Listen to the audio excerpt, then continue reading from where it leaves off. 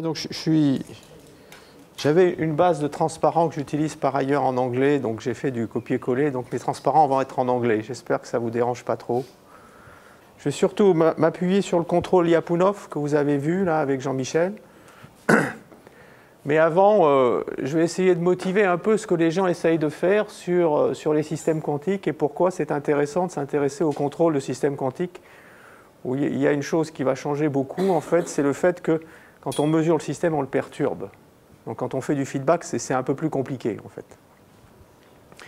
Et donc je vais passer au début une première partie, là, une petite introduction qui explique un peu les motivations, disons, plus générales, issues des dernières décennies de résultats très intéressants faits par les physiciens sur la manipulation d'objets. Et puis je vais prendre essentiellement dans le 2 et le 3 le système quantique le plus simple, mais sur lequel on comprend un peu mieux les règles du jeu. Donc je vais commencer en 2 sur le système quantique, le qubit, où on va faire comme si on était en classique, sauf que l'équation différentielle, ça sera l'équation de Schrödinger qu'on va contrôler. Et là, on fera la stabilisation de l'état excité par Lyapunov sans se poser de questions. Donc c'est des calculs assez simples qui permettent de bien voir ce que c'est qu'un feedback, des choses comme ça. Et puis surtout, dans la question 3, c'est qu'est-ce qui se passe si on fait du feedback, mais on a la rétroaction de la mesure, en fait. C'est quoi les modèles? Et là, les modèles deviennent stochastiques. Et donc, c'est là où ça change. Là, les choses changent, mais on peut quand même faire du feedback. Donc, on voit que la notion de feedback, et Lyapunov fonctionne encore. C'est plus compliqué, mais ça fonctionne encore. Et puis, je terminerai à la fin, où là, on va revenir, en fait. D'une façon, en quantique, on est à peu près au même état de la conception de régulateur qu'au 19e avec Watt. Et ce que les gens essayent de faire, c'est de faire... Jusqu'à présent, dans les 2 points, c'était le régulateur était classique. Et le système était quantique. Mais si vous regardez dans le système de régulateur de Watt, c'est un système mécanique qui pilote un autre système mécanique. Donc les gens essayent de construire des Legos avec des bouts de système quantique. Certains, c'est des systèmes cibles qu'on veut piloter, comme la machine à vapeur, sa vitesse. Et on lui adjoint un autre système mécanique, le système de régulateur de Watt, de façon à ce que le système couplé converge et soit stable et ait un comportement reproductible. Alors c'est ce que les gens... Et donc il y a 2 notions de feedback, en fait. Il y a le feedback fondé sur la mesure, où le contrôleur est classique, à la fin, et il y a le feedback, ce qu'on appelle le feedback cohérent, où le contrôleur est aussi quantique. Et on mélange les 2. Voilà. Donc ça, ce sera plutôt la conclusion. Ici, ce que j'ai mis ici, c'est peut-être des choses qui sont en appendice. C'est d'une part les notations de Dirac, donc c'est les notations de vecteurs, covecteurs, opérateurs, les choses comme ça, qui sont très utiles en fait quand on fait du produit tensoriel. Parce que ce qui change complètement par rapport au monde classique, c'est que quand vous prenez un système composite, vous jouez au Lego, les espaces, donc le premier système, il vit dans un certain espace, le deuxième système, il vit dans un second espace, et on prend le système composite. Il vit dans le produit tensoriel des 2 espaces, et il ne vit pas dans le produit cartésien. C'est-à-dire que les dimensions ne s'ajoutent pas, mais se multiplient. Alors ça change complètement les règles du jeu. Donc là, j'ai rappelé quelques trucs. Ici, ça c'est un peu les règles, ce qu'on appelle le calcul stochastique à la Ito. Vous verrez, c'est pas compliqué. Et ça, c'est un peu la forme générale des modèles que l'on a, qui sont en quelque sorte le coup d'après de Schrödinger. On sait que dynamique quantique, c'est l'équation de Schrödinger. Et quand on rajoute la mesure, quand on rajoute ce qu'on appelle la décohérence, les modèles mis au point par les physiciens, c'est ce qu'on appelle les équations master stochastiques, voilà, qui ont une structure aussi très, très, très particulière. Vous voyez, c'est un peu comme si vous aviez, je dirais, vous avez les équations d'un robot parfait, sans frottement. Le truc est réversible, Schrödinger, c'est quelque chose de parfait. Il n'y a pas d'irréversibilité, comme les équations de la mécanique. Et vous rajoutez du frottement dans le robot, donc vous avez les... Et là, c'est un peu la même chose, en fait. On rajoute les phénomènes irréversibles qui viennent du fait de la mesure ou de la décohérence. Donc là, il y a des modèles très structurés. Mais je vais surtout parler là-dessus. Ici, ça, c'est des choses plus générales si ça vous intéresse. Voilà. Donc j'ai essayé de faire un truc.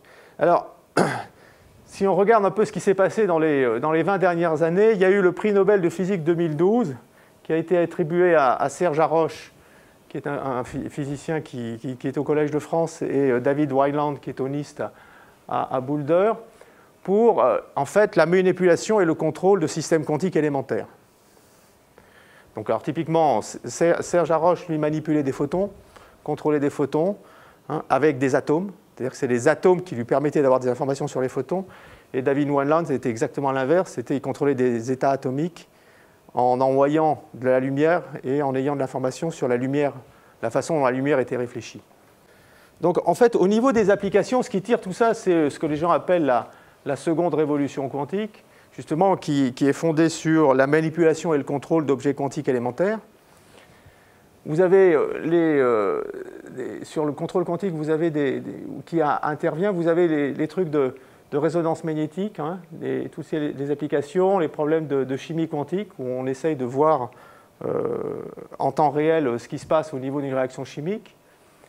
Il y a des problèmes de métrologie, quand on mesure le temps avec, par exemple, David Wineland mesure le temps avec 17 chiffres après la virgule. C'est absolument monstrueux comme mesure. Comment il fait? Bien sûr, il utilise des effets quantiques très, très subtils.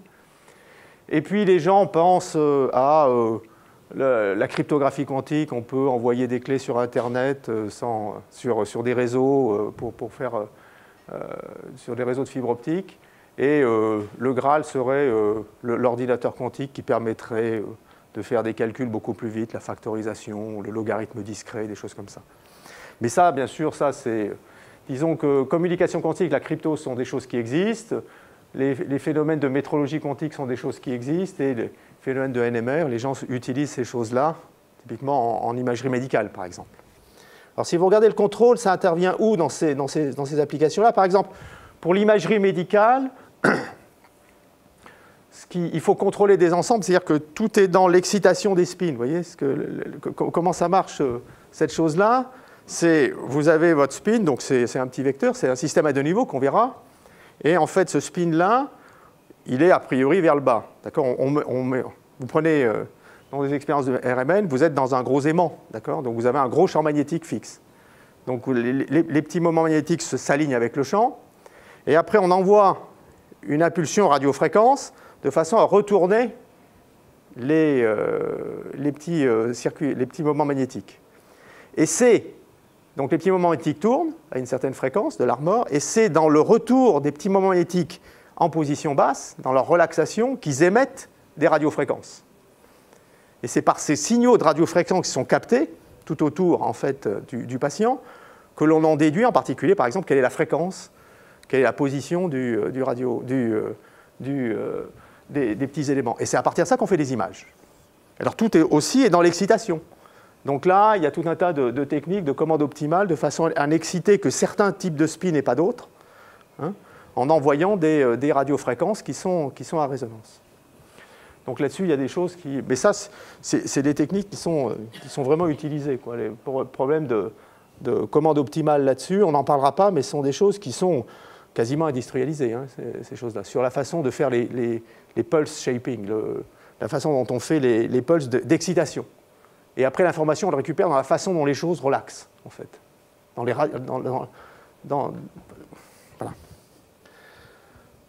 Vous avez ici, au niveau des horloges atomiques, là, je ne vais pas en parler, mais vous avez la façon dont elles fonctionnent.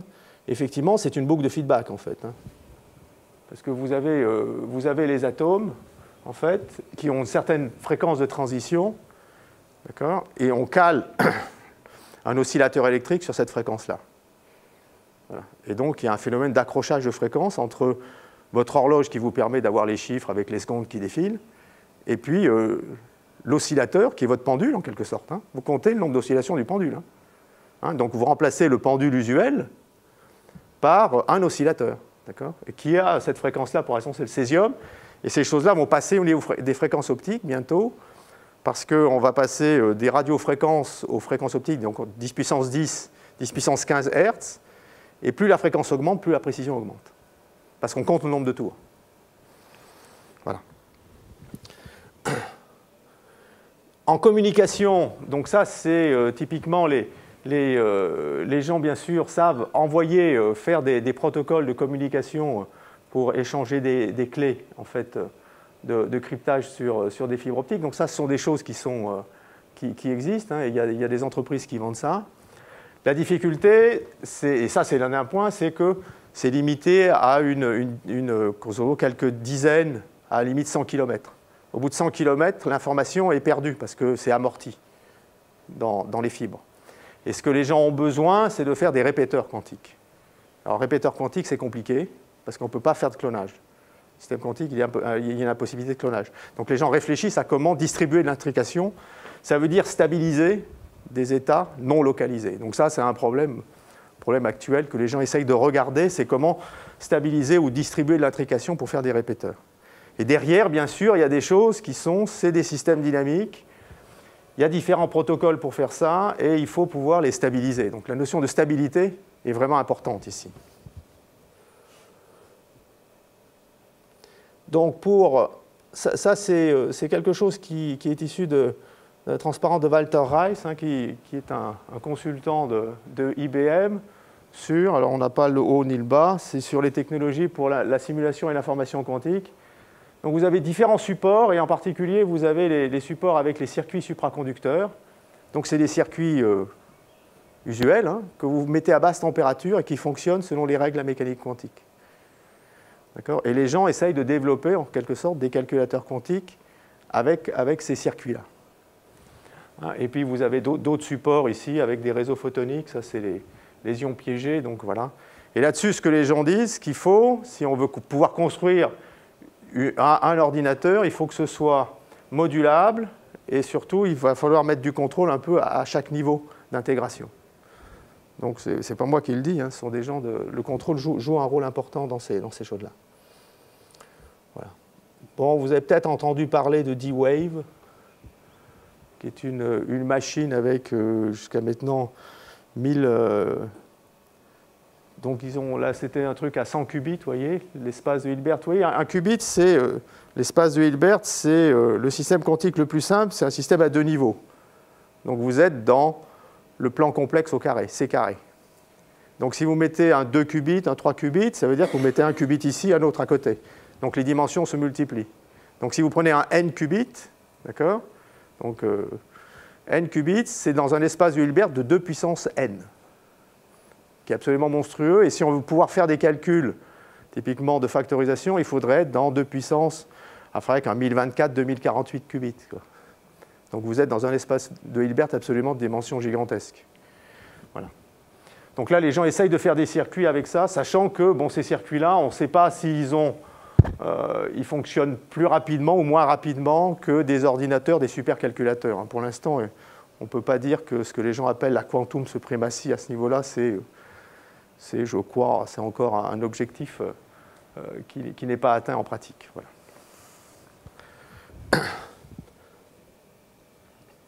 J'ai mis ici, donc j'ai fini cette introduction avec quelques livres si vous êtes intéressés. Donc vous avez en bleu, ça c'est des bouquins de physique. Donc vous avez le cours de physique de Cohen-Tanuji, hein, qui est un classique qui est très bien fait, je trouve, et qui est très abordable, il me semble. Hein. Et puis vous avez un cours qui est plus dans un cours de théorie mathématique des systèmes, où la contrôlabilité des systèmes quantiques décrits par Schrödinger est bien analysée, en particulier en termes de crochet de Lie. Vous voyez, dans ce cas-là, le crochet de Lie avec Schrödinger, c'est des commutateurs d'observables. D'accord ? Ça va remplacer ce qui commute ou ne commute pas, en fait, hein, au niveau des opérateurs. Et puis ça, et vous avez un très bon livre qui est, c'est pas ici, mais c'est le Nielsen Chang sur Quantum Computation and Quantum Information, où, en fait, il y a un tas de choses très intéressantes avec plein d'exercices là-dedans. Hein, sur les qubits, en fait, où c'est 2-3 qubits.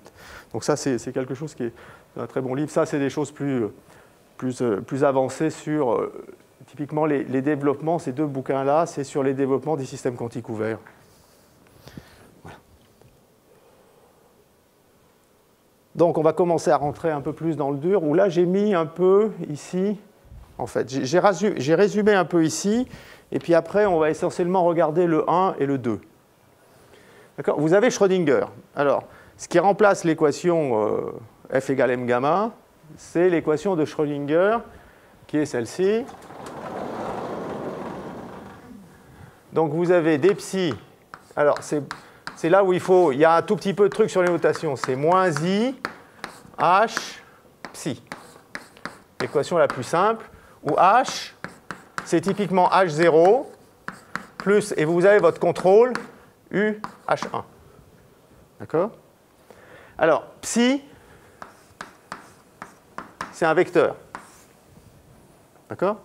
C'est comme ça. Maintenant, quand on fait psi complexe conjugué, c'est l'autre, on l'écrit comme ça, c'est le covecteur. D'accord? Ok, donc c'est tout.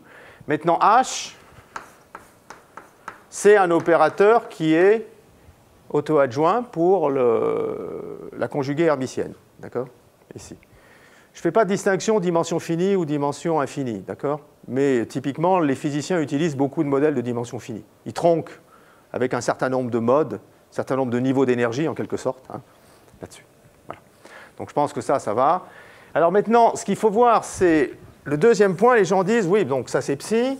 Alors, ce n'est pas très compliqué à cause de ça que on peut voir que d sur dt de la longueur de psi égale 0. Alors, la longueur de psi, c'est tout simplement ce vecteur-là fois ce vecteur-là. Donc, on l'écrit comme ça. D'accord? Ça, c'est le produit scalaire. D'accord? Donc, on a d sur dt de psi égale 0. Et donc, cette chose-là, ça définit en fait une transformation unitaire. Vous voyez très bien, parce que c'est une équation différentielle qui est linéaire par rapport à psi. Et cette chose-là, c'est quelque chose qui vous fait tourner, en fait. Donc, vous avez derrière cette chose-là, vous avez, pour terminer, vous avez l'équation du propagateur. Donc, c'est une matrice U, c'est un opérateur qui va de l'espace de Hilbert dans lui-même, qui vérifie du sur dt égale moins i h u, avec u à t égale à 0 égale l'identité. D'accord? Et c'est assez facile de montrer que vous avez que u dag u égale u dag u égale u dag égale l'identité. Donc on peut voir ça comme une rotation. Il y a quelque chose qu'on connaît très bien, c'est le mouvement d'un corps solide avec une rotation. On a d sur dt de la rotation égale oméga vectoriel r. Bon, c'est exactement la même chose, ça, sauf que c'est dans le plan complexe. C'est tout. D'accord? Voilà. Donc ça, c'était pour rappeler, et ça, c'est ce qu'on appelle le propagateur, ça. Bon, pour terminer, peut-être une terminologie. Donc psi, c'est la fonction d'onde, d'accord? Et ce que les gens appellent en information quantique une porte quantique, c'est faire une transformation unitaire comme ça. C'est ça une porte quantique. C'est une transformation unitaire sur un n qubit, qui fait une opération très particulière, bien sûr. D'accord? À la fin. Voilà. Donc ça, c'est l'évolution. Et alors, ce que les gens utilisent aussi, et ce qu'on va utiliser, parce que pour les systèmes quantiques ouverts, bon, il faudrait que je puisse effacer.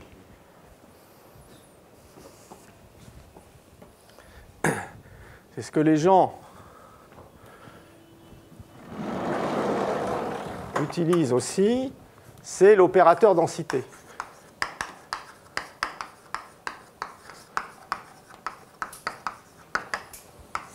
Rho, qui correspond ici au projecteur orthogonal, d'accord, sur la direction caractérisée par le vecteur unitaire psi. Bien, quand vous prenez cette équation qui est là-haut, vous calculez d ρ sur dt, et vous vous rendez compte que vous obtenez ce qu'on appelle l'équation de Liouville. Vous obtenez ici le commutateur, hein, donc c'est moins i h ρ moins ρh. Voilà. D'accord? Et donc, quand on fait cette opération-là, ça veut dire que ρ de t, ben, c'est pas compliqué, hein, on va la voir, c'est égal à, alors il ne faut pas que je me trompe, c'est ρ0, et puis ici, vous allez avoir u, et alors,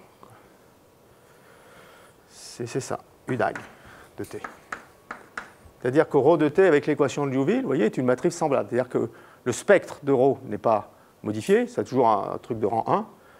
Par contre, ce que vous avez ici, c'est que vous avez éliminé psi, vous pouvez le puissance moins i θ de t psi, c'est la fonction d'onde, vous pouvez lui rajouter une phase globale, elle est complètement éliminée dans le projecteur.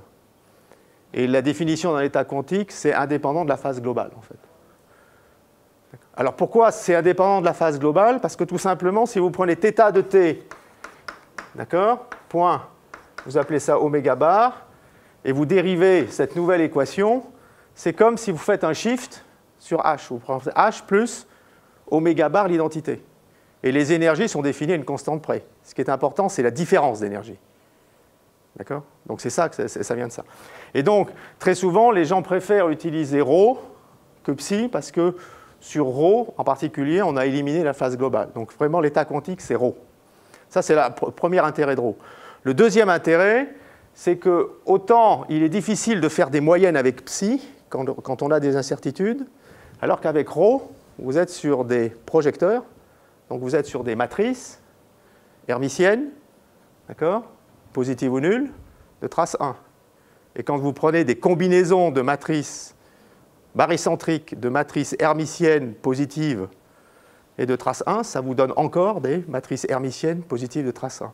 Et c'est avec ça qu'on décrit les systèmes, non pas dits ouverts, où il y a de la décohérence. Quand il y a de la décohérence, psi, on ne peut plus parler de psi, on parle de ρ, et ρ ne devient plus un projecteur orthogonal sur une droite, d'accord, mais devient un opérateur densité qui ne vérifie que positivité et trace 1. D'accord, et bien sûr hermitien. Et c'est ce qui remplace les probabilités. C'est ça qui remplace dans les théories des probabilités. Théorie des probabilités, c'est comme si vous preniez que la diagonale de ρ. D'accord? La diagonale de ρ, bien sûr, vous avez une matrice hermitienne positive, la trace est 1, donc la diagonale, c'est des nombres positifs, la somme fait 1. Ça, c'est votre vecteur de probabilité. C'est les populations dans telle base. Mais quand on change de base, on va avoir d'autres populations. D'accord? Et ça vous dit des probabilités, mais qui sont non commutatives. Vous voyez, vous avez plusieurs lois de probabilité qui sont stockées dans ρ. Tout dépend dans quelle base on est. Vous voyez ici. Ici, vous faites un changement de base. D'accord? Donc, voilà. Donc, c'est pour ça que les gens parlent de ρ, de probabilité non commutative. Voilà. Parce qu'on n'est pas que sur la diagonale. Donc ça, c'était pour dire un peu ce qu'il y avait derrière Schrödinger. Maintenant, il y a le deuxième truc qui est important et qu'on verra plus sur le qubit, comment on écrit cette équation-là, c'est l'origine de la dissipation et ce qu'on appelle la réduction du paquet d'ondes. Alors ça, c'est quelque chose qui n'est pas directement issu de Schrödinger, mais les gens utilisent cette règle-là, qui est la règle de Copenhague, donc associée à une opération de mesure, d'accord, sur votre système. Vous avez toujours, en fait, ce qu'on appelle un opérateur O observable. Donc c'est un opérateur comme H, hermitien, d'accord, et vous prenez sa décomposition spectrale, d'accord. Donc vous indexez par M le nombre de valeurs propres différentes, hein, mettez-vous en dimension finie. Et donc ça, c'est la valeur propre, l'espace propre indexé par M, et ça, non, c'est PM ici, hein, c'est le projecteur sur l'espace propre associé à M.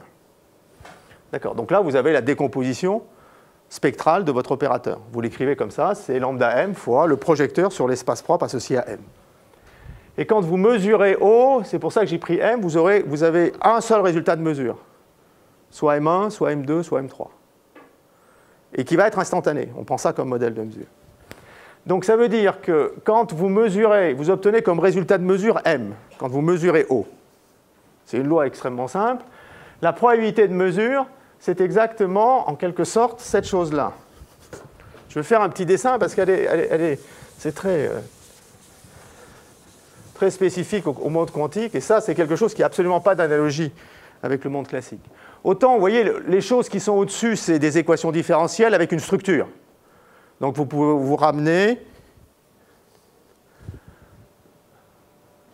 à voir ça comme une généralisation de dr sur dt égale oméga vectoriel R, d'accord, hein, le produit vectoriel. Hein, d'accord.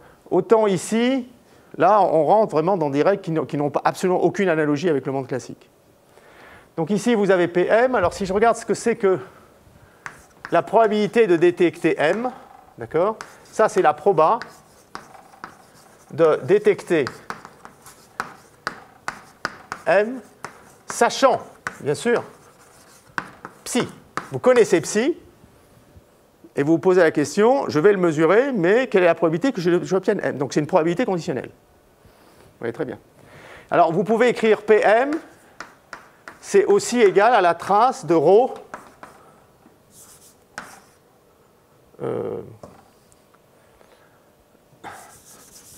le projecteur sur M fois ρ. Alors pourquoi ça? Parce que ρ, c'est psi, psi. Ça, c'est la trace, c'est une formule. On a PM, ici on a un vecteur, on a le covecteur. Ça, c'est la matrice A, ça, c'est la matrice B. D'accord? Et la trace de AB, la trace de BA, même si A et B sont rectangulaires, ça marche. D'accord? Et donc, vous voyez très bien que vous faites passer lui de l'autre côté. Vous avez la trace de psi, PM, psi. D'accord? Et donc, c'est bien la même chose. OK? Hein? Voilà. Alors maintenant, qu'est-ce que ça veut dire, ce truc-là? Géométriquement, si on peut voir ça directement sur la fonction d'onde, d'accord? Ici.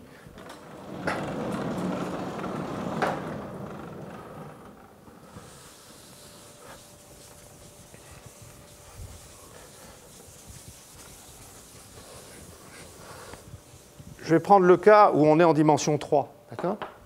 Dimension 3, je vais dire qu'ici, j'ai en quelque sorte m égale 1. Avec P1, je vais dire que c'est le projecteur sur... Donc je vais prendre une base. D'accord? Donc la base, ici, c'est 1. Ici, c'est 2. Et ici, c'est 3. Donc j'ai 3 vecteurs que je note comme ça. Maintenant, P1, ça va être le projecteur orthogonal sur cet espace-là. Donc c'est 1 plus 2. D'accord? Et ici, j'ai m égale 2 avec P2, c'est le projecteur sur la direction 3. D'accord? Je me mets dans ce cas-là. Donc j'ai une valeur propre dégénérée, d'accord, correspondant à m égale 1. Degré de dégénérescence 2, elle est double. Et j'ai ici une valeur propre simple, d'accord, sur l'axe. Je me fiche de la valeur propre, en fait. Je regarde uniquement ce qui va se passer. Comme les valeurs propres sont différentes, je vais pouvoir les distinguer. Et maintenant, je me pose la question de qu'est-ce qui va se passer pour psi. Alors, si vous regardez bien, ce qui se passe, c'est la chose suivante. Prenez psi. Vous avez votre vecteur de longueur 1. Ce que vous prenez la projection orthogonale.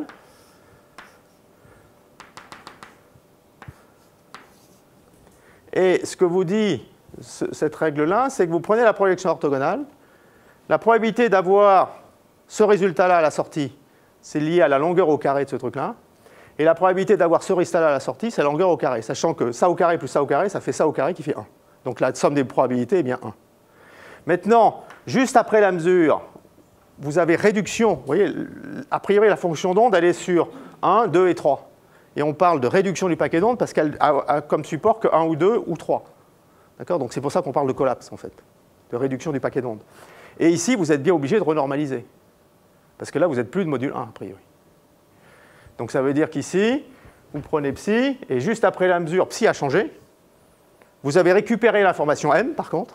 Donc vous voyez très bien, vous avez récupéré une information sur votre système, et donc psi change. Et si vous écrivez cette chose-là pour ρ, ben, ce n'est pas compliqué, vous mettez Pm à droite, Pm à gauche, mettez ρ en dessous et vous divisez par la trace. Donc c'est exactement la même formule qui est là, sauf écrit sur l'opérateur densité. Alors on me dit que c'est quand même ça, ce truc-là, il faut bien comprendre, ça semble très bizarre de dire que je mesure le système et la fonction d'onde change. Mais en probabilité, ce n'est pas du tout... Parce que psi, ce n'est pas un véritable état, c'est une loi de probabilité, un peu particulière. Vous connaissez tous le jeu des 3 portes. On va prendre le jeu des 3 portes. Il se passe exactement la même chose, sauf que les calculs sont très différents. Le jeu des 3 portes, c'est celui-ci.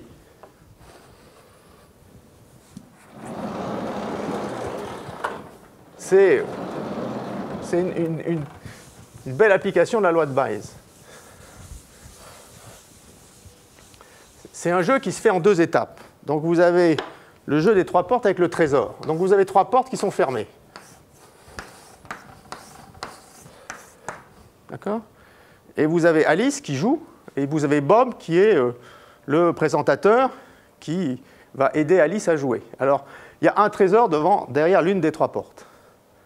Donc Alice arrive sur le plateau, et puis elle doit parier en disant « Je parie que le trésor est derrière la porte numéro, on va dire 1 ». Elle va parier sur la porte numéro 1. Au départ, quand Alice arrive sur le plateau, elle n'a aucune information sur le système. Donc elle va mettre comme probabilité 1/3 d'avoir le trésor derrière cette porte-là, 1/3 ici, 1/3 ici. D'accord? Maintenant, Bob va lui dire « Ah, je vais vous aider. Je vous aide et donc je vous dis que le trésor n'est pas derrière, bien sûr, la porte numéro 2. » Donc Alice récupère une information. Elle parie et elle récupère une information. Et donc, ses probabilités vont changer. Elle va dire quoi? Alors maintenant, une fois qu'elle a ça, donc ça, il y a cette étape-là, le présentateur lui dit, est-ce que vous voulez changer votre pari? Est-ce que vous continuez à parier sur 1 ou vous pariez sur 3? Ben, si vous faites de calcul avec la loi de Bayes, vous vous rendez compte qu'une fois qu'on lui a dit qu'il n'y avait pas de porte sur 2, la loi de probabilité qu'a Alice va changer, ça va être 1/3, et les 2/3 vont se mettre là-dessus. 2/3, et puis ici, bien sûr, c'est 0. Et donc, elle a tout intérêt à changer son pari, elle va doubler son espérance de gain. Vous voyez qu'ici, c'est exactement la même chose. Psi, quand vous regardez, est remplacé par le fait que vous avez 1/3, 1/3, 1/3, mais vous avez certaines lois de probabilité. Maintenant, ici, vous récupérez une information parce que quelqu'un vous donne une information, M, et donc votre loi de probabilité change. Et ça, c'est la façon dont ça change en mécanique quantique. C'est tout. Ici, il y a besoin uniquement d'utiliser la loi de Bayes. Vous voyez? Donc, c'est ça qui va vous dire qu'est-ce que c'est qu'un état quantique. Ce n'est pas un état classique, c'est une loi de probabilité. Voilà. Et donc, il faut bien garder ça en tête. Ce qui est derrière cette chose-là, c'est cet analogue un peu classique avec le jeu des 3 portes. Voilà. Donc ça, c'est le deuxième point qui est très contre-intuitif, et c'est comme ça qu'on appelle ça, on appelle ceci la rétroaction de la mesure sur le système. C'est selon ces lois-là. D'accord? Donc il y a une observable, il y a des projecteurs, des choses comme ça, mais c'est assez simple en fait. Quand on y réfléchit, ce n'est pas très compliqué.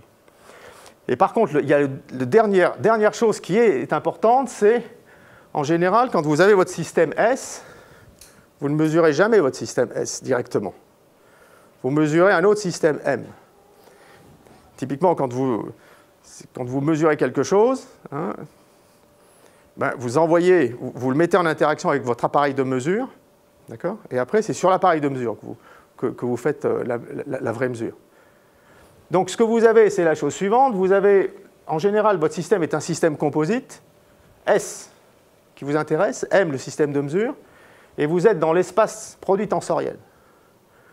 Vous avez l'hamiltonien H qui est au-dessus. D'accord? Maintenant, on va utiliser ces deux choses-là en rajoutant le fait qu'on a un système composite. Et c'est là où ça change beaucoup. L'hamiltonien H, c'est vous avez le système qui vit tout seul, son hamiltonien propre, c'est l'hamiltonien du système tenseur l'identité. D'accord? C'est comme ça que vous avez l'hamiltonien du système tout seul, d'accord, qui n'a rien à voir avec M. Ils ne sont pas couplés. Vous avez exactement la même chose pour le maître. Quand ils ne sont pas couplés, tout simplement, l'hamiltonien sur le système composite, quand le système composite n'est pas couplé, vous avez tout simplement une somme de HS tenseur IM plus l'identité tenseur HM. C'est comme ça qu'on voit qu'on n'agit pas sur le système. Et par contre, vous allez avoir quand vous mettez vos deux trucs en contact, vous allez avoir un hamiltonien d'interaction qui sera typiquement une somme assez simple de produit tensoriel d'opérateurs sur S et d'opérateurs sur M. Donc, vous prenez votre système, vous mettez H et M, S et M en contact pendant un certain temps. Ça vous donne une évolution du système composite. D'accord? Et à la fin, vous mesurez que sur M. C'est-à-dire que votre opérateur de mesure, ça sera l'identité sur le système, tenseur, votre opérateur de mesure sur le mètre. Et donc, vous voyez très bien, quand vous prenez cet opérateur-là, il a un spectre très dégénéré. D'accord? Parce que si je prends toute valeur propre de OM, d'accord, l'espace propre, il suffit que je tensorise avec HS ici. D'accord? Donc, j'ai effectivement un phénomène de projection ici, mais qui ne touche essentiellement que la partie mètre. Voilà. Et donc, c'est ça qui change beaucoup. C'est ce phénomène de produit tensoriel, en fait, dans le phénomène de mesure.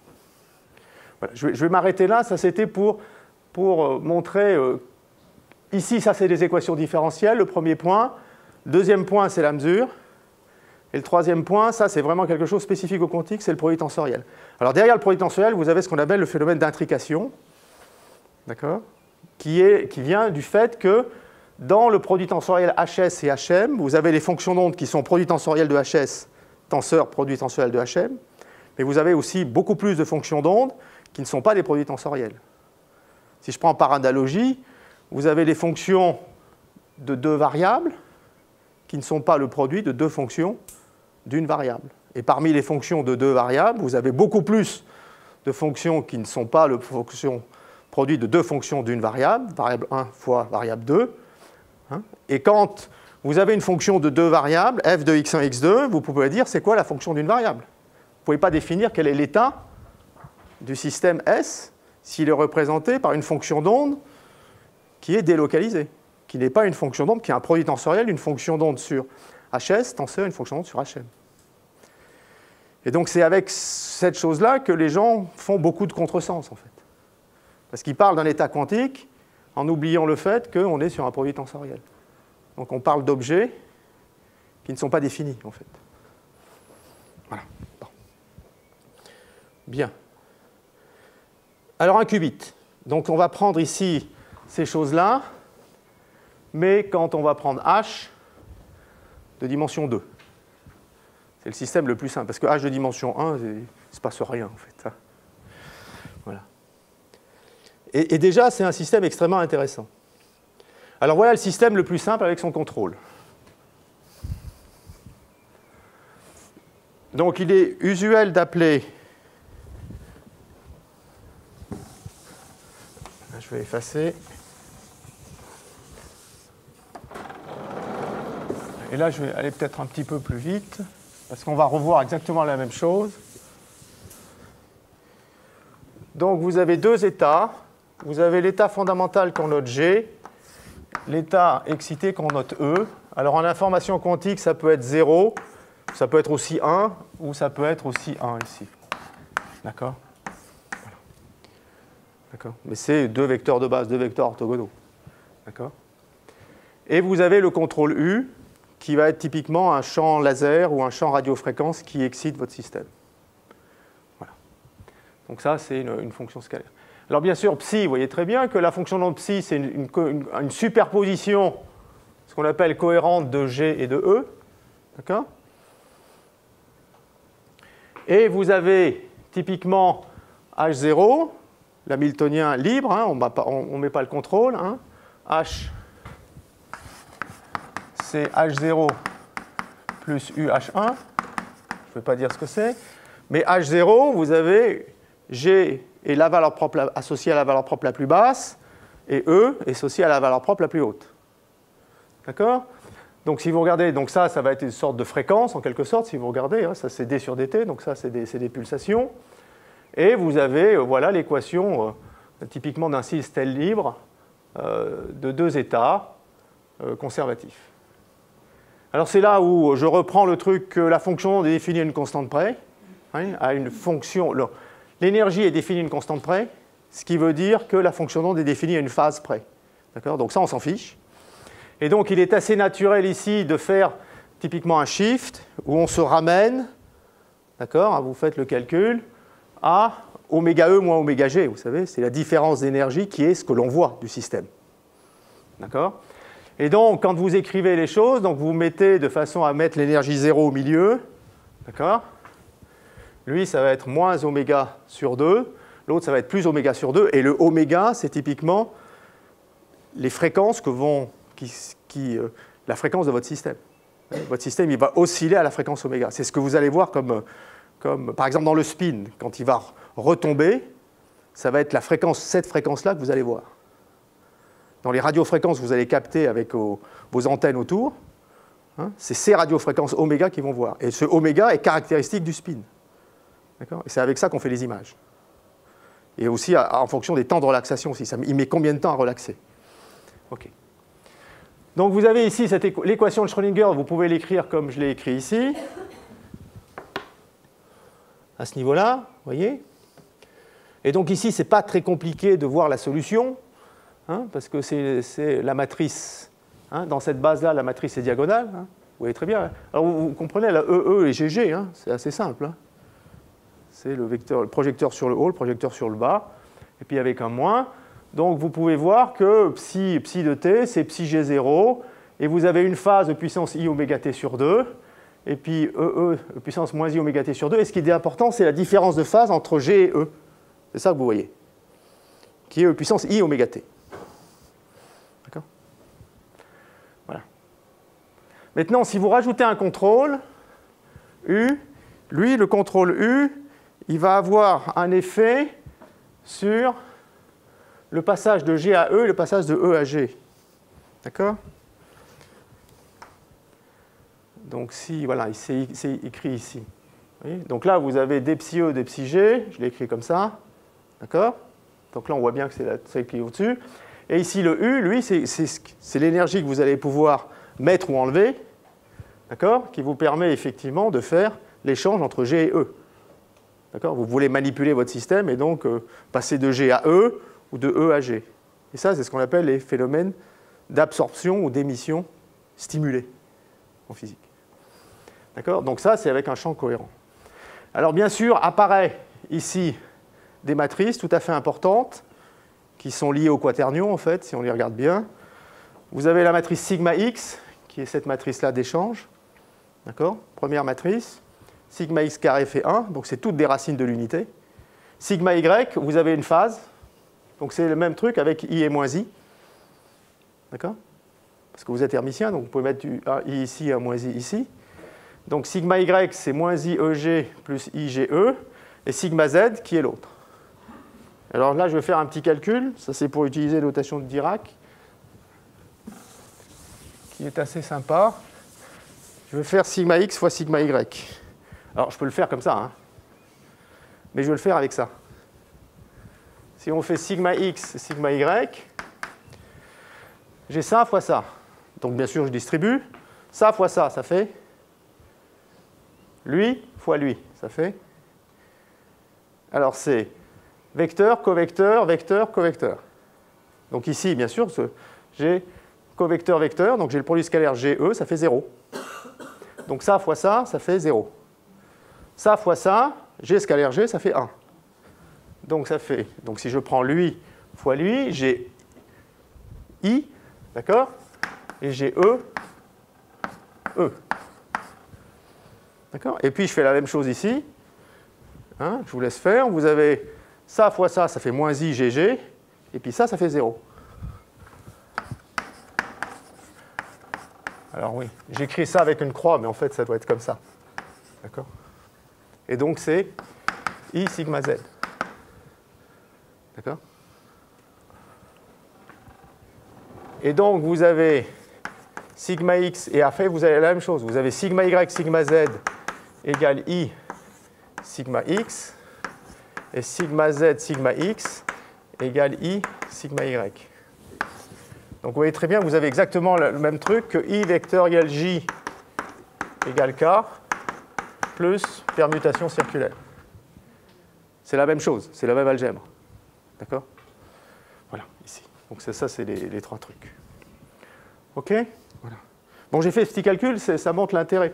Parce qu'après, quand vous êtes sur les produits tensoriels, il faut utiliser ces notations-là, parce qu'on ne peut plus faire avec des produits de matrice. D'accord ? C'est les petits calculs, ça c'est vraiment l'intérêt des notations de Dirac.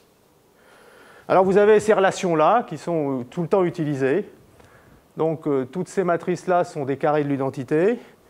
Elles anticommutent, bien sûr. Sigma x, sigma y, c'est moins sigma y, sigma x. Hein. Il suffit de voir que ça, c'est anti-hermitien. C'est tout. Hein. Et puis on prend les transposés. Et ça vous permet en particulier de faire cette exponentielle-là, sans problème. Exponentielle de I θ sigma x, c'est si vous prenez I sigma x au carré, c'est moins 1.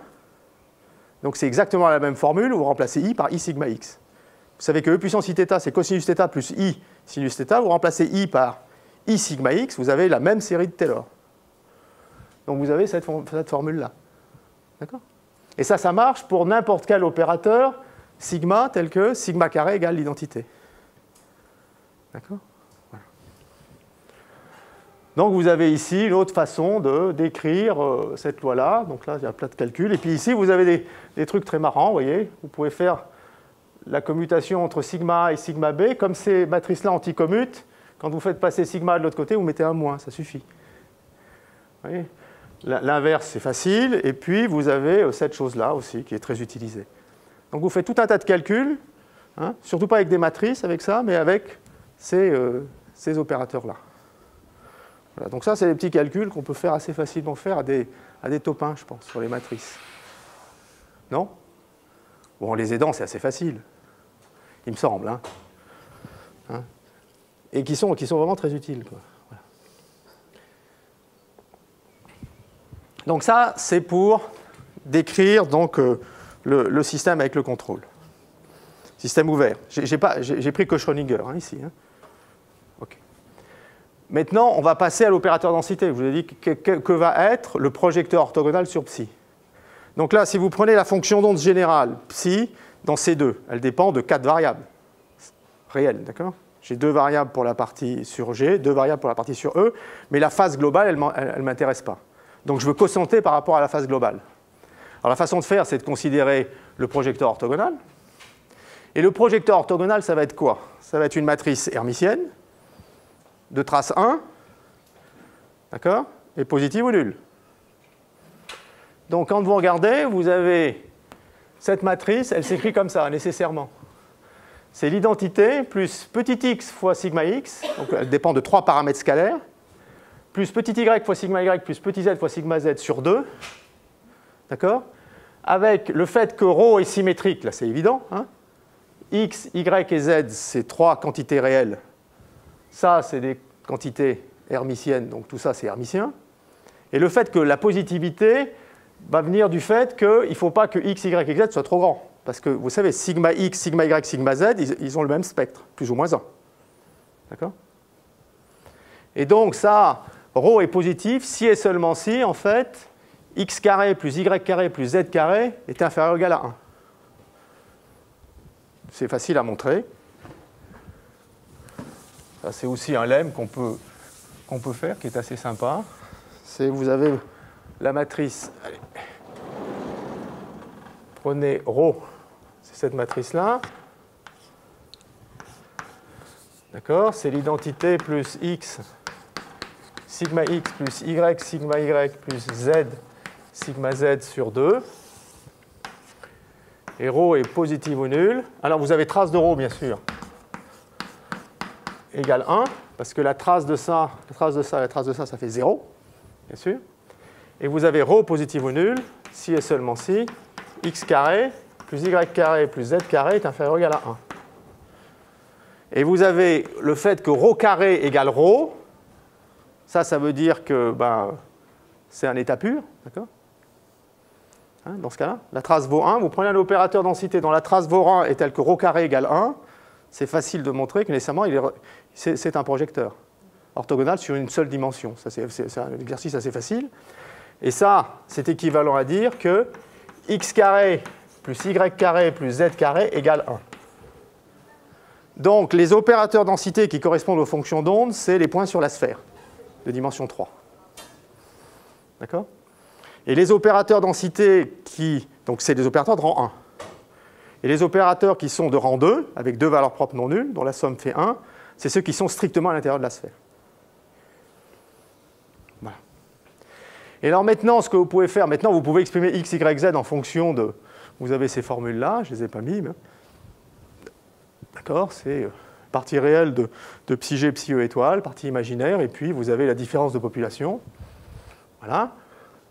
Et cette équation-là, elle devient, quand vous l'écrivez avec le vecteur m, qui est le vecteur dont les 3 composantes sont x, y, z, dans la base orthonormée i, j, k, elle s'écrit dm sur dt égale u fois i plus oméga fois k, vecteur m.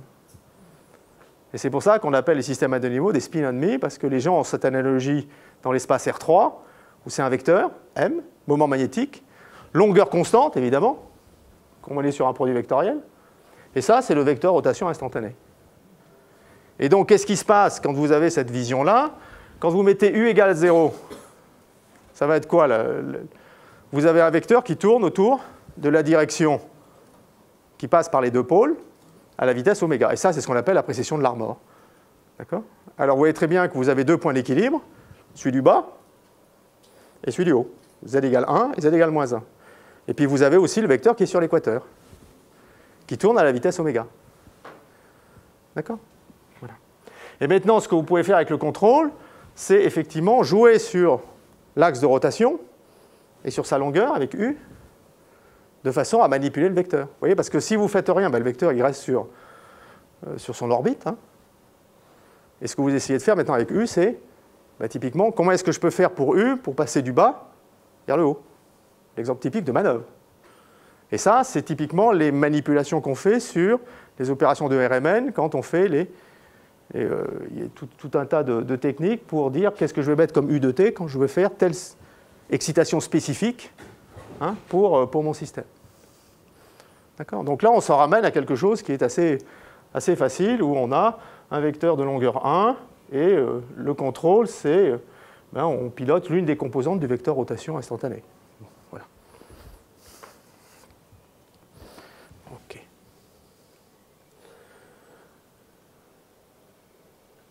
Alors voilà, j'ai à peu près résumé pour un système à deux niveaux les choses importantes. L'espace de Hilbert, c'est ça. Vous voyez très bien que ce qu'on appelle l'espace d'état quantique, c'est l'opérateur densité. Donc c'est un opérateur qui va de H dans H, qui est auto-adjoint, de trace 1 est positif ou nul. Donc c'est ça. Et puis ici, vous avez les opérateurs de base. Alors, vous avez ces opérateurs-là, sigma plus et sigma moins, qui sont très importants, parce que ça, c'est l'opérateur qui vous fait passer de E à G. Vous voyez, cet opérateur-là. C'est un opérateur, bien sûr, il est nilpotent, cet opérateur. Sigma moins carré, ça fait 0. Sigma moins, c'est, vous partez de E, vous le mettez là, et vous allez sur G. Alors ça correspond à l'opération physique qui est une émission spontanée d'un photon, et le système se désexcite instantanément, émet un photon dans n'importe quelle direction, correspondant à la fréquence oméga, et tombe sur G égale à 0. Donc vous avez des phénomènes comme ça qui sont peu importants, mais qui sont liés à ces opérateurs-là. Donc sigma moins, c'est ça. Sigma plus, bon, c'est la même chose, c'est l'opérateur où on remonte. Puis à partir de ces deux opérateurs-là, vous constituez tous les autres. Parce que sigma x, c'est la somme. Grosso modo, sigma y, c'est la différence avec i. Et puis sigma z, il suffit de faire cette chose-là. Ça, c'est vraiment les opérateurs d'excitation et de désexcitation. À partir de ces opérateurs-là, voilà. L'hamiltonien contrôlé, c'est typiquement cet hamiltonien-là. Vous avez la fréquence du qubit, et puis vous avez votre contrôle, U. Et ce qui est très intéressant, et les physiciens utilisent ça tout le temps, c'est avoir l'interprétation en termes de ce qu'on appelle la sphère de bloc sur le qubit, c'est-à-dire on passe, comme on se fiche de la phase globale sur la fonction G, on passe à 3 composantes, mais maintenant on a toute la vision géométrique dans R3 qu'on peut utiliser, où D, c'est exactement cette chose-là, et l'équation de Schrödinger, pour ρ, devient l'équation, typiquement, d'un système, d'un petit moment magnétique, qui est UI plus oméga k, avec M égale ce vecteur-là. Donc vous avez, tout ça c'est la même chose, mais voilà, à la fin vous obtenez ça. Bien. Donc maintenant, c'est bon. Et donc maintenant, quand on va faire du contrôle, on va se ramener bien sûr sur les équations sur la sphère de bloc, c'est quand même plus simple. Donc maintenant, ce que j'ai écrit, c'est les équations, celles-ci, mais composante par composante. J'ai pris ces équations-là, et puis j'ai écrit dx sur dt égale, dy sur dt égale, donc c'est le truc usuel, vous voyez très bien. dx sur dt, c'est oméga y. Oméga y est associé le moins oméga x, rotation autour de l'axe z. Et puis j'ai une autre rotation qui est autour de l'axe X, donc ça va toucher que Y et Z. D'accord? Avec U et UZ et moins UY. OK? Donc c'est bon. Bien. Donc vous pouvez vérifier effectivement que quand on fait I, c'est une intégrale première, quel que soit U. C'est-à-dire que votre système, il est sur la sphère. Bon, il reste sur la sphère, évidemment, c'est fait pour. Donc il n'est pas au sens commandable. C'est-à-dire que si je prends ce système-là, si je suis de module 1, je reste de module 1. Donc il n'est pas commandable dans toute la sphère. Mais je suis pur, je reste pur, donc ça va, quoi. Alors maintenant, vous pouvez vous poser la question, est-ce que je suis commandable sur la sphère? Est-ce que je peux aller de n'importe quel point à n'importe quel point d'autre? Bon, ben, ce n'est pas très compliqué. Ce qu'il faut vérifier dans ce truc-là, c'est que le truc est compact. Premièrement, donc on tourne, hein, et puis deuxièmement, quand je fais le crochet des champs de vecteurs, d'accord, ce que montrait Jean-Michel ici, le crochet des champs de vecteurs, ça va correspondre au commutateur de sigma z et sigma x. Donc vous prenez les deux champs de vecteurs, vous faites le crochet, vous verrez, vous obtenez sigma x crochet sigma z, ou si vous préférez ici, vous avez le produit vectoriel entre i et k. Le produit vectoriel i et k vous donne une rotation autour de j. Voilà. Donc vous avez les trois rotations possibles. Donc vous pouvez aller n'importe où. Voilà, vous avez toute l'algèbre de Lie, en fait. D'accord? Voilà. Donc ça, c'est... disons que ce n'est pas ça qui impressionne beaucoup les physiciens, je dois dire. Ils le savent, quoi, ce truc-là. Mais bon, c'est... Et donc maintenant, on peut se poser la question, hein, on a un système, des x sur dt, des y sur dt, des z sur dt, u, qu'est-ce qu'on peut faire avec du feedback? Est-ce qu'on peut stabiliser, par exemple, l'état excité? Voilà. Donc on regarde déjà, quand u égale à 0, d'accord, on est sur la sphère, oméga est non nul, on voit très bien qu'on a deux points d'équilibre, hein, qui sont... Donc on va prendre u égale 0. On a les équilibres. C'est la première chose qu'on regarde, c'est donné par x point égale y point égale 0. Bon, bah, c'est donné par quoi? C'est donné par, je fais u égale à 0, donc j'ai x égale y égale 0. D'accord? Et z arbitraire, bien sûr. Mais j'ai x2 plus y2 plus z2 égale 1, donc j'ai z égale plus ou moins 1. Donc j'ai un système avec deux points d'équilibre. Donc vous pouvez vous poser, et ces deux points d'équilibre sont stables. Hein, quand je fais rien, si je suis là, si je m'écarte un peu, je vais tourner autour. Donc je vais être stable au sens de Lyapunov, au sens qu'a donné Jean-Michel. Par contre, je ne vais pas être asymptotiquement stable. Parce que je tourne en permanence autour. Je ne relaxe pas vers l'équilibre. Donc on peut se poser la question, est-ce que je peux trouver un contrôle qui me fait relaxer vers soit z égale 1, soit z égale moins 1, par feedback? Alors pour ça, vous avez une fonction, un truc très simple, qui consiste à dire, bon, ben, je prends une fonction, v, je prends 1 moins z, et puis je fais dv sur dt. J'essaye de voir si je peux... Ce qu'il faut, c'est rajouter du frottement, vous êtes d'accord? Donc ici, voilà.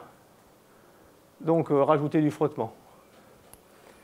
Donc je regarde, je fais 1 moins z, et puis je voudrais monter à v égale à 0, d'accord? Donc vous voyez très bien que sur la sphère, 1 moins z a un minimum en 0, qui est unique, un maximum qui est unique en z égale moins 1, qui est plus 2, et puis si, avec le contrôle, j'arrive à faire décroître v, c'est une sorte d'énergie en quelque sorte, je vais y arriver.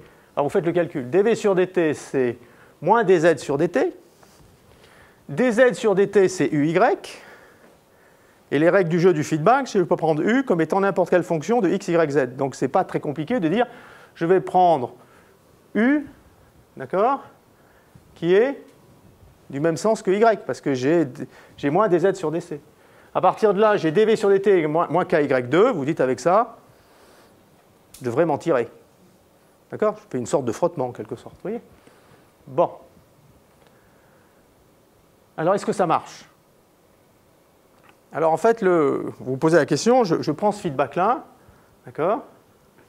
Je fais u égale ky, k positif, et puis je me pose en boucle fermée, est-ce que le système suivant, donc en boucle fermée,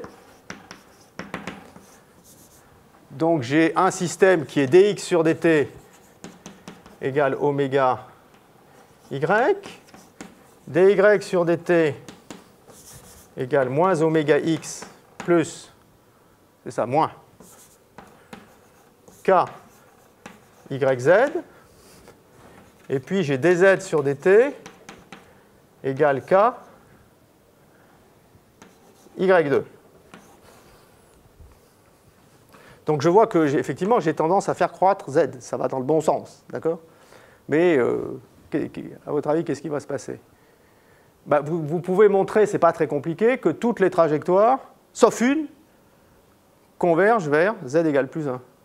Celle qui ne converge pas vers z égale moins 1, c'est celle qui est, c'est le point d'équilibre, parce que si je pars du point d'équilibre z égale moins 1, j'ai x égale y égale 0 et je suis solution de ce point-là. Donc en fait, ce que vous avez sur la sphère, c'est qu'avec ce feedback qui est très simple, hein, vous avez stabilisé, disons quasiment globalement toutes les trajectoires, sauf une.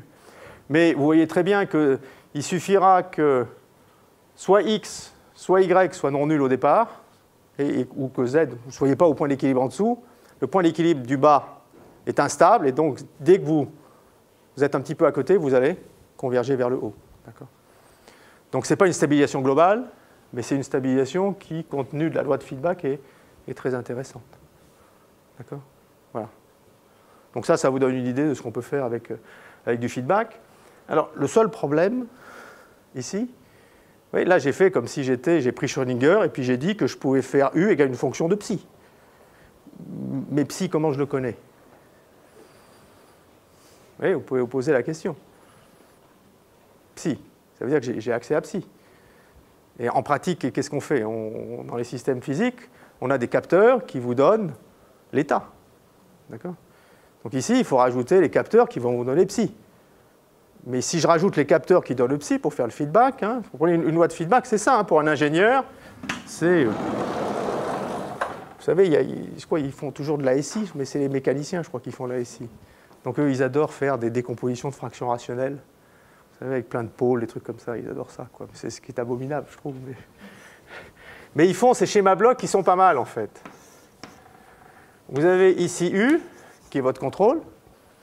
Et puis nous, ce qu'on a, c'est on a l'influence de U vers psi. Avec Schrödinger, c'est tout. Mais, donc ça, vous avez ça. Mais ici, il va bien falloir mettre quelque chose ici. Alors, je ne vais pas l'appeler Y. Usuellement, on l'appelle Y, mais ici, Y, vous voyez, c'est... Donc, je l'appelle M pour la mesure. M. Et le feedback, ça consiste à prendre la mesure. D'accord? Et puis faire ici un bout de calcul. OK, avec un objectif ici. Vous mettez un objectif ici. Et puis ici, vous avez votre contrôleur qui utilise la mesure et qui va piloter automatiquement U. Donc vous faites une boucle de rétroaction. Vous voyez ici, moi je ne me suis pas posé la question. J'ai dit que U, j'avais posé U égale une fonction de psi. Vous voyez? Donc ce n'est pas très réaliste quoi, comme loi de feedback. OK? Bon, voilà. Il n'empêche, ça peut être pas si mal si vous vous intéressez qu'à trouver des U qui vous emmènent d'un point à un autre. Parce que comment est-ce que vous pouvez utiliser l'équation qui est là en disant, je pars, on va dire, je pars de x égale 1, y égale z égale 0. Et je voudrais trouver un U de t tel que, pour t assez grand, j'ai x à peu près égal à y à peu près égal à 0 et z à peu près égal à 1. Oui, vous posez cette question-là qui n'est pas si simple que ça. Ben, ce que vous faites, c'est que vous prenez cette équation différentielle, vous l'intégrez au cours du temps, ça vous donne un x de t, y de t, z de t, qui est une équation non linéaire, et puis vous en déduisez le fait que vous avez posé u égale ky de t. Donc ça vous donne un u de t qui vous résout de façon assez simple comment je trouve un u qui m'emmène de cet état-là à cet état-là, qui est le problème de base de la commandabilité. D'accord? Donc c'est une façon très simple d'utiliser uniquement le fait que, mais vous voyez très bien, je connais parfaitement où je suis au départ, d'accord? Je ne me pose pas de questions, j'y vais les yeux fermés, quoi, vous voyez? C'est exactement comme si on faisait des manœuvres avec des voitures, vous savez, où c'est exactement où je suis. Avec Google, je connais exactement la position des routes et trucs comme ça. Et donc, je vais pouvoir y aller les yeux fermés.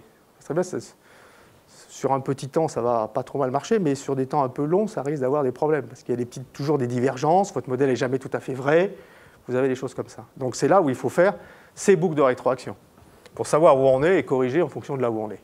Bon. Donc c'est là que le feedback intervient. Alors quand on veut faire ça, en quantique, il va falloir mesurer, donc ça va changer. Et les modèles qui sont là vont changer.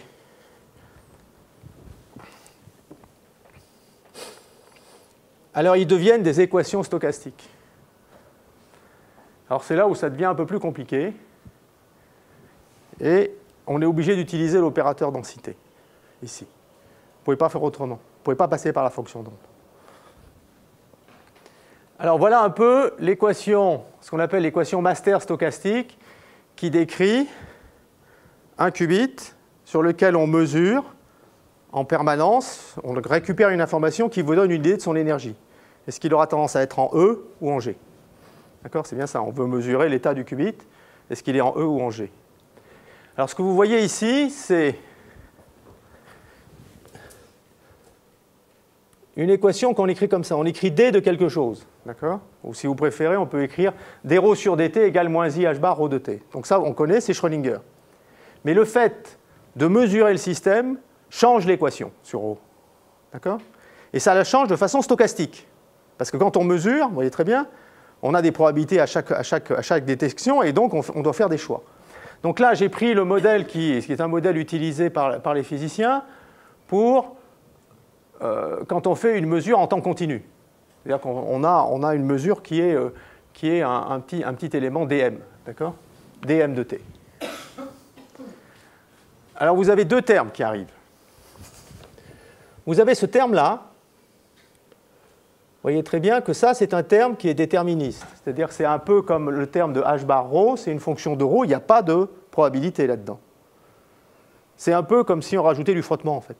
Vous voyez, vous avez l'équation de L'Euler-Lagrange, H, ou le Hamilton, d'accord, et vous rajoutez du frottement dans votre système hamiltonien. Ça vous donnerait ça.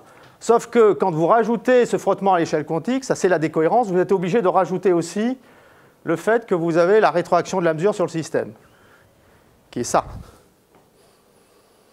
Et ça, c'est un opérateur, un peu compliqué, fois cette partie-là, qui est un processus stochastique, c'est-à-dire c'est ce qu'on appelle un processus de Wiener. Okay, dW de t. C'est-à-dire que W de t, qu'est-ce que c'est que le processus de Wiener? Attends, je crois que j'ai un transparent là-dessus. Qu'est-ce que ça va être? C'est... Voilà. Où est-ce que je l'ai mis quelque part? Voilà, D. Ce que vous pouvez voir, c'est dW de t, j'ai mis un petit truc, c'est comme si vous aviez... Prenez un pas dt tout petit, d'accord? dW de t, c'est une variable aléatoire qui obéit à une distribution gaussienne de moyenne 0 et de variance par d'écart type racine de dt. Donc vous voyez, vous avez un truc c'est une équation qui est un peu particulière. Donc là, j'ai mis la règle de Ito, mais c'est ces modèles-là. Voilà. Donc si vous regardez les ordres, regardez comment d rho bouge. d rho, c'est ça. Hein. d rho de t, c'est rho à t plus dt moins rho de t. D'accord? Avec dt très petit.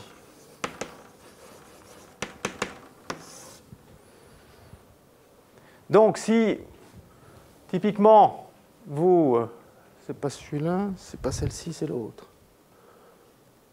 Ah oui, mais je me suis trompé. Là. Comme toujours. Voilà. Voilà, ici. Donc, et alors devant, vous avez des paramètres.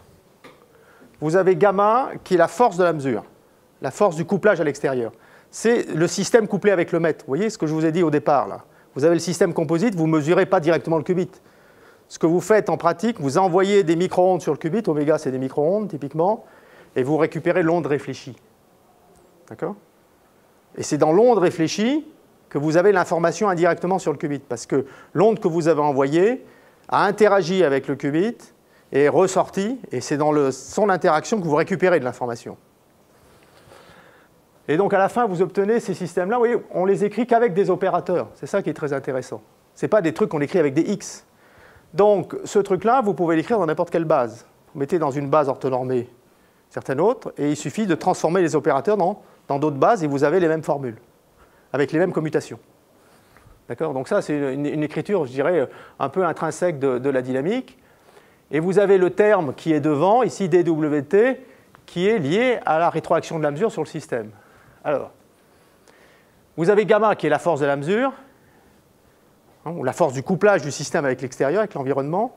Et vous avez un autre paramètre qui est eta, qui est typiquement l'efficacité de la détection.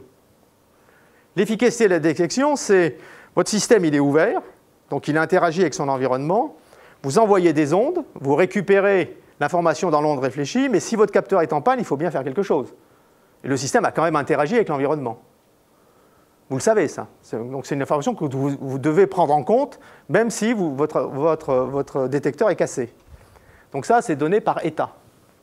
Donc si vous prenez eta égale à 0, vous obtenez une équation différentielle qui est ce qu'on appelle l'équation de Lindblad, qui est celle-ci, qui est l'équation des systèmes quantiques ouverts, qui est l'équation de Schrödinger quand on ne mesure pas, mais qui a de la décohérence. C'est ça, les équations de la décohérence. Pour le qubit, c'est d rho sur dt égale moins i. Ici, c'est h rho. Donc ça, c'est la partie conservative. Si on peut dire Schrödinger, dont tout le monde a entendu parler. Et ça, c'est des choses qui ont été mises au point depuis, disons, une vingtaine, trentaine d'années par les physiciens, parce qu'ils s'intéressent au système quantique ouvert. Et ici, vous prenez L égale racine de gamma sur 2 sigma z. Et ici, vous avez un terme du style L rho L dag moins L dag L rho plus rho L dag L sur 2. Voilà. Et ça, c'est ce qu'on appelle les équations de Lindblad. Par analogie, c'est comme si vous aviez une sorte de frottement ici. Et c'est là qu'intervient l'irréversibilité du système. La décohérence, elle vient de là. Maintenant, ce que vous avez, c'est la mesure. Regardons la mesure maintenant, avec l'efficacité de la détection, dans ce modèle-là. Ma mesure, c'est un signal qui est au cours du temps, m de t. Et à chaque petit intervalle de temps, je récupère dm de t. dm de t, c'est le bruit, qui est le même que dans le système. D'accord ? Plus quelque chose où, en moyenne, j'ai une information qui sort dans m de t. Donc mon signal m de t, ce que j'ai accès à dm de t. D'accord ? Et en fait, m de t, ça va être une fonction continue du temps, non dérivable. D'accord ? Mais sa pente moyenne me donne une information si, typiquement, cette quantité z est positive ou négative. Parce que trace de sigma z rho, c'est z. Si je suis dans la partie hémisphère nord, hémisphère sud. Mais c'est sur la pente moyenne. Voilà. Alors, c'est lié au processus de mesure, ce truc-là, parce que vous pouvez écrire cette équation sous cette forme-là. Vous vous souvenez, quand j'avais fait le truc avec la projecteur orthogonale, j'avais PM, ρ, PM. Ici, ça va changer un peu. J'ai M, l'opérateur de mesure, j'ai son complexe conjugué, je divise par la trace, et le M, c'est l'identité plus ce truc-là, où j'ai la mesure. Donc ça, c'est une façon de coder, typiquement, la mesure, mais sur le mètre, pas sur le système. Oui. Le fait de coder la mesure sur le mètre qui a interagi avec le système fait que ici, je n'ai pas des projecteurs orthogonaux. C'est des mesures généralisées, en fait. Voilà. C'est pour ça qu'on a cette forme-là. Bien. Alors, ce qu'on peut faire, on peut faire des simulations de ce truc-là, si vous voulez bien. J'ai fait un petit programme de simulation. Je vais bientôt m'arrêter, parce que là, ça va être... Voilà. Alors voilà une simulation de ce truc-là. C'est un programme de simulation extrêmement compliqué. Donc c'est du MATLAB, mais c'est pratiquement du Scilab, hein, si vous voulez l'utiliser. Donc je définis ce que c'est racine de moins 1. Je définis l'opérateur plus, moins et l'opérateur plus. D'accord ? À partir de là, je définis les opérateurs de Pauli, vous voyez, très simplement, avec des opérations de matrice. Ici, je définis en quelque sorte les paramètres de mon système, le temps de mesure, G, puis mon opérateur de décohérence ici, la fréquence du qubit. Donc j'ai une échelle de temps qui était mesure. Je fais une simulation sur 10 fois le temps de mesure. Je prends un dt qui est bien sûr beaucoup plus petit qu'une échelle de temps caractéristique de mon système. Typiquement, je prends dt sur 100. Et puis, je prends un échantillonnage, vous voyez, de 0 à 10 fois le temps de mesure avec un petit pas tout petit. Et après, je fais une boucle. Pour simuler, c'est une équation que je peux simuler. Alors voilà. Donc je fais une simulation en boucle ouverte. Donc ici, j'ai mes opérateurs, la simulation en boucle ouverte. Donc je l'ai fait tout avec l'opérateur densité ρ.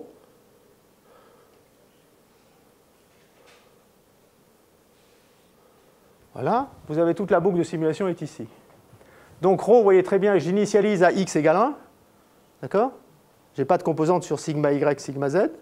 Donc je suis sur l'équateur, d'accord, de la sphère de bloc. Et après, je simule. Alors comment est-ce que je fais pour simuler? J'ai un dt tout petit, donc je tire au hasard, d'accord, avec un rand n, une gaussienne. Donc je fais rand n fois racine de dt. Je calcule le dm, d'accord, qui a un accroissement proportionnel à dt plus le bruit. Donc vous voyez, c'est le bruit que je vais shifter un petit peu.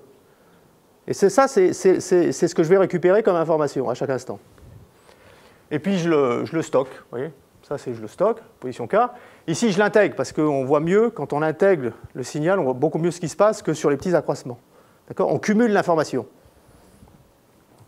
Et puis ici je dis qu'est-ce que c'est que x? Bon, bah, x c'est la trace de ça, y c'est la trace, ça c'est facile. Et puis après, ben, je prends mon schéma numérique, là, donc je vous ai le truc où j'ai un m, et puis je fais m, ρ, m', et puis je renormalise par la trace, donc ça c'est la mesure. D'accord? Et puis j'itère. Hein? Je mets u égale à 0, et puis là je fais la rotation. En fait, on peut faire, on mesure, et puis on tourne, on mesure, on tourne, on mesure, on tourne. Ici, vous voyez la rotation, ici u croix, avec l'exponentielle de la matrice, et puis voilà. Et là, j'ai mis comme contrôle 0. Et donc je pars et je lance une simulation de ce truc-là. Alors qu'est-ce que j'obtiens? Alors ici, vous voyez que j'ai u égale à 0. Ici, vous voyez, regardez ce qui se passe. On ne voit pas très bien sur ce truc-là, mais il faudrait peut-être que je fasse une simulation un peu plus longtemps. J'ai x, y, z. On a tendance à converger vers, vous voyez, à la fin, on est presque à z égale 1. M, je vais peut-être la refaire, celle-ci n'est pas... C'est une réalisation d'un processus. Là. Voilà. Vous voyez ce qui s'est passé? Donc j'ai pris exactement la même chose, mais j'ai fait une deuxième réalisation du processus. Vous voyez, donc je fais réalisation par réalisation. Et c'est effectivement ce qui se passe dans les expériences. Les gens partent d'un certain état, mesurent, ils ont une série de mesures, et ils refont plein de fois l'expérience. Et après, ils font les statistiques sur les expériences, pour vérifier que les choses sont correctes. Donc ici, vous voyez très bien, vous voyez très bien la rotation, on a tendance à tourner, d'accord, hein, avec z, et puis on voit que la rotation est amortie et que je converge vers z égale moins 1. D'accord, donc je suis sur la sphère et puis je converge vers le bas. Et on voit ça parce que la pente de m est négative.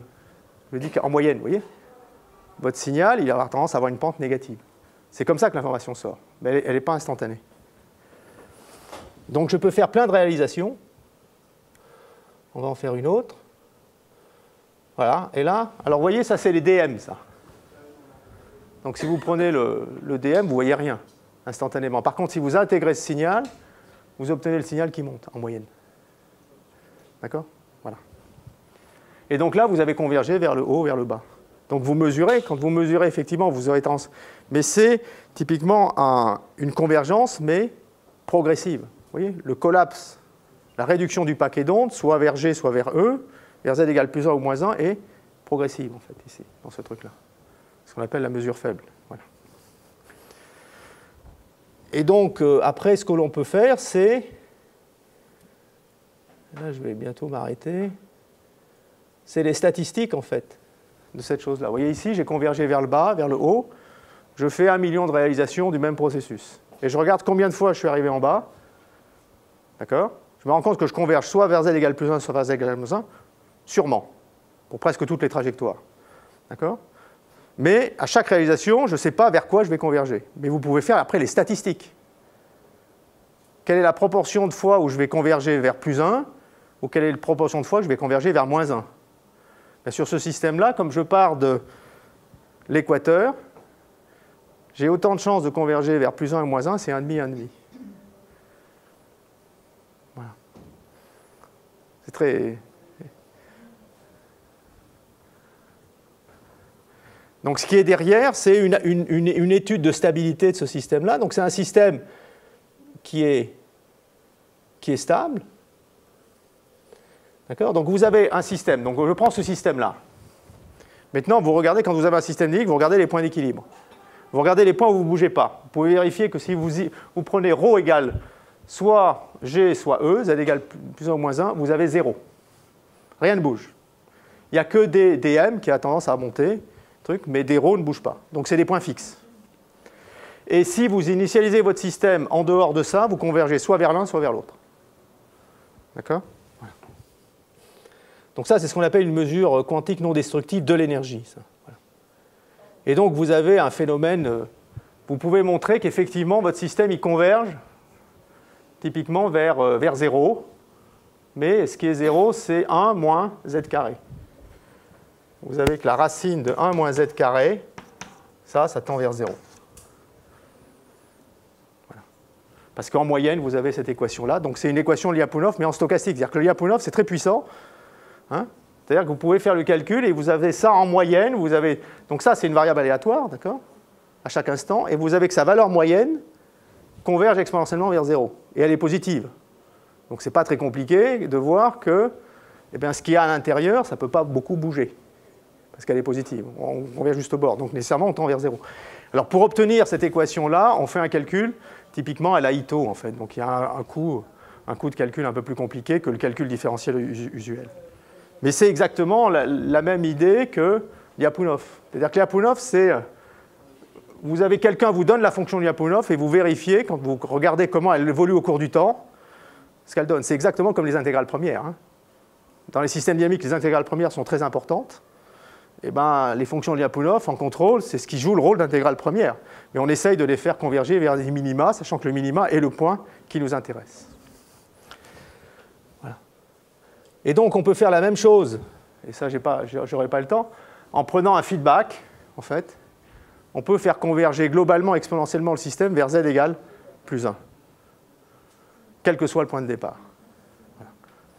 Vous voyez très bien que je prends U qui dépend de ρ, et ainsi de suite. Et puis j'ai dm sur dt, j'ai une partie un peu singulière, mais voilà. Et vous avez une convergence exponentielle. Vous pouvez montrer cette chose-là qui est quelque chose qui est des développements plus récents sur les approches Lyapunov pour contrôler ce système-là. Voilà. Et donc je vais terminer avec... Donc ça, c'est des bouts de calcul. Bon, je mettrai les transparents si ça vous intéresse sur le web. Et ça, c'est un peu le dernier bout de transparent pour conclure.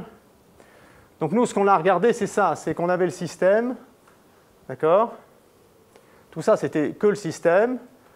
On avait notre système avec sa mesure, sortait une information. Donc là, on est dans le monde quantique, on fait une mesure quantique, mais ici, les signaux sont des signaux classiques. Et on fait la boucle de rétroaction avec un contrôleur classique. D'accord ? Donc ça, c'est une première boucle de rétroaction. Et on voit qu'on utilise typiquement, ce qui change ici, c'est au lieu d'avoir des équations différentielles déterministes, on a des équations différentielles stochastiques. D'accord. Mais par contre, les techniques Lyapunov, elles, s'adaptent au stochastique. Donc ça, c'est un point. Bon, il y a d'autres techniques, hein, mais à mon avis, sur les systèmes stochastiques, c'est difficile de faire autre chose, à mon avis. Pour faire du feedback stabilisant, je ne vois pas comment tu peux faire autrement que comme ceci. Et par contre, les gens commencent à s'intéresser, et c'est là où on revient à ce qui se passait avec le régulateur de Watt, c'est qu'en général, ici, vous n'avez pas le temps de faire les calculs. Parce que votre système, il pilote à la nanoseconde. Il vous faut quand même quelques microsecondes pour faire le temps de faire les calculs, donc vous êtes toujours en retard d'une guerre. D'accord ? Vous êtes toujours en retard, vous ne réagissez pas assez vite.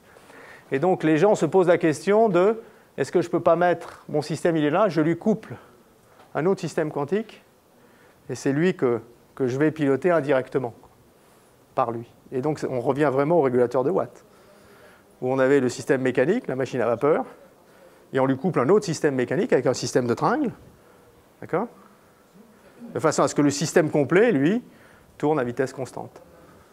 Là, on pourrait imaginer, on a le qubit qui est ici, on le coupe à un autre système, et on veut qu'avec la mesure et tout le Bataclan qui est là, le système qui est là-haut, lui, converge vers un état séparable. Attention, il faut que l'état soit séparable, qui correspond à l'état excité en haut. Voilà. Et donc ça, c'est l'objet de recherche actuel, quoi, en fait. Ce qu'on appelle le feedback cohérent avec des interactions quantiques. Voilà.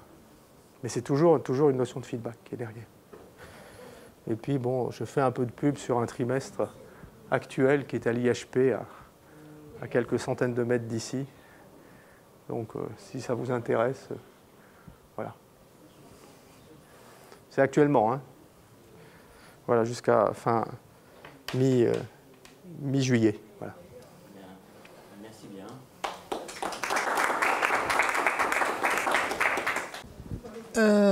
Lorsque vous avez une différence très grande dans les temps de réaction entre le contrôle et